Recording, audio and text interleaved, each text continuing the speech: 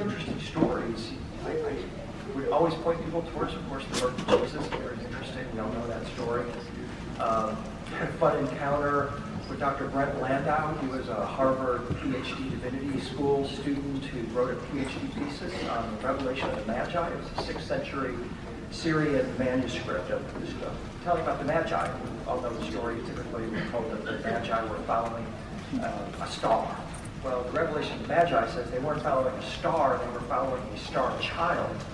And this star child manifested in a cave, in a pillar of light. And manifested himself as both a young man, as a middle-aged man, and as an older man, and told the Magi that he's been here in the past, the present, and the future. And of course, we're talking about Jesus.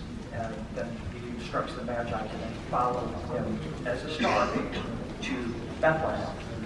I get in touch with Dr. Landau after reading that and said, well, I'm very interested in this whole idea because I researched the Stargate phenomenon and look at these star children and avatars coming in to show us how we can transform into celestial beings. And he never responds to me until 2 Christmases ago. Out of the blue, I get an email from him saying, "I'm sorry. I had this newly minted PhD from Harvard, and I was all about myself." And he says, I now have all my academics, and you got to go back and look at all that William Henry stuff again, because there's a lot of justification for what he's saying, especially in Gnostic texts. So I say that to say that much of what we're talking about here is now being supported in the academic world.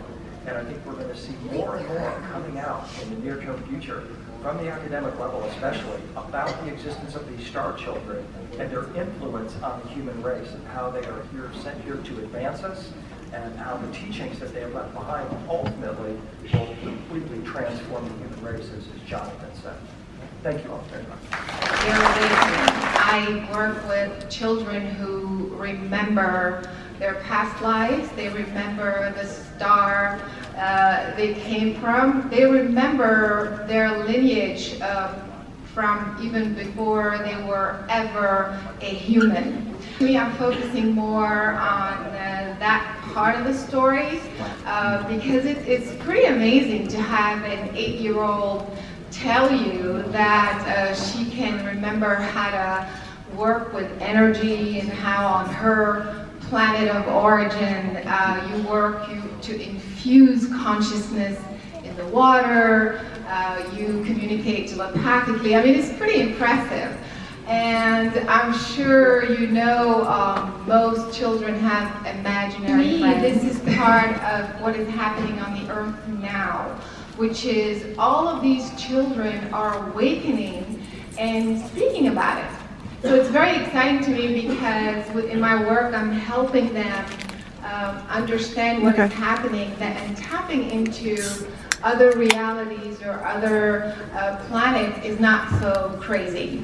Well, because I was one of those crazy kids at the age of 5, I had experiences myself. That helped me understand that this is a real phenomenon, that we are being born on the earth for a specific purpose, I want to say even a mission, which is to mix with the lineage of the human race.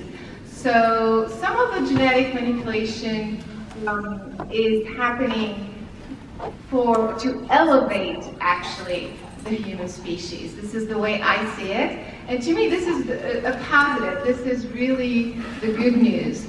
Some of you have children in your home that are speaking languages, communicating it that way. But to me, this is very, very exciting. And I hope we can continue to encourage that awakening in the children. Follow up on what you're talking about, and you're working with children. What are some of the consistencies that you found in their experiences? They find this planet exhausting. They don't get it. It's chaotic. They want to feel more free in expressing who they are, and they know that they are more than their physical body. That's one thing that's very consistent.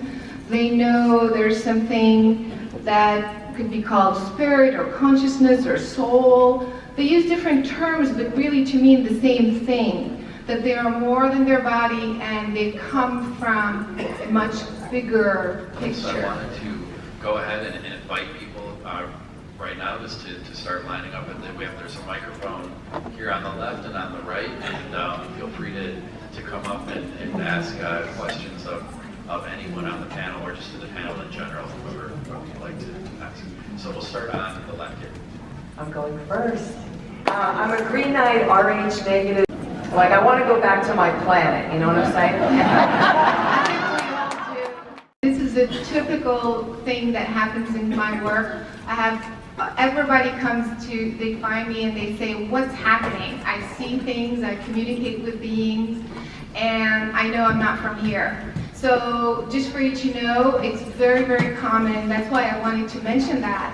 What you do is to, first of all, acknowledge that it's okay. Again, I'm one of them, so it's all good. There's a lot you can do to go deeper into the understanding of what that is.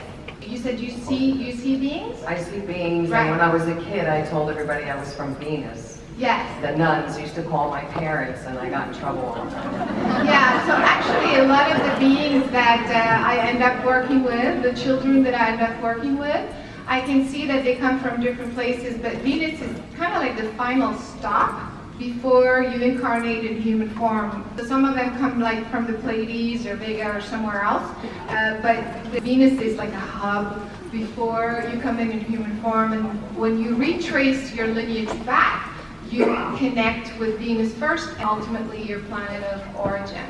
So the idea is first to acknowledge that it's okay, many people are like you, and to just continue understanding how your energy works, how you communicate. There's a lot of tools for that sort of stuff as well. Thank you for your It's question. part of what we're here to do, is to awaken to our lineage. And on the Rh negative aspect, it comes up a lot in the abduction syndrome. I worked with a hematologist, pathologist, John Altschuler. He one night had me come to his library, and he had a book about 4 inches thick that was designed for people who are hematologists. And on a page, he was showing me the 29 different blood types on the earth, extremely detailed and rarefied for a medical hematologist. But the Rh negative was a factor that he wanted to say that he was looking at as, could this be somehow proved to be linked to genetic manipulation with something that was extraterrestrial, because he and I were working on animal mutilations and the whole process of extracting fluids and tissue from animals without leaving tracks, and doing removal of internal organs without any surgery to the bodies. And where he showed me that the largest Rh negative was on the planet was in the Basque region of Europe.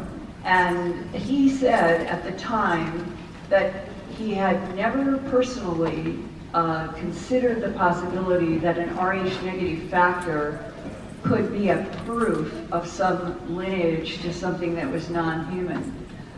But today I learned from somebody who is here at this conference that there is even a story out there about her child, now 27 years old, who was born without any Rh presence in the blood at all. All of this seems to me to be pieces and facets of the same question. Are we actively in the process of hybridization on a planet, as has happened for at least 2 million years, where even now Homo sapiens sapien is being transitioned into what will be a new model of a primate? And would all of these facets play into this evolutionary process that everything is being changed towards something else even while we're alive? All right.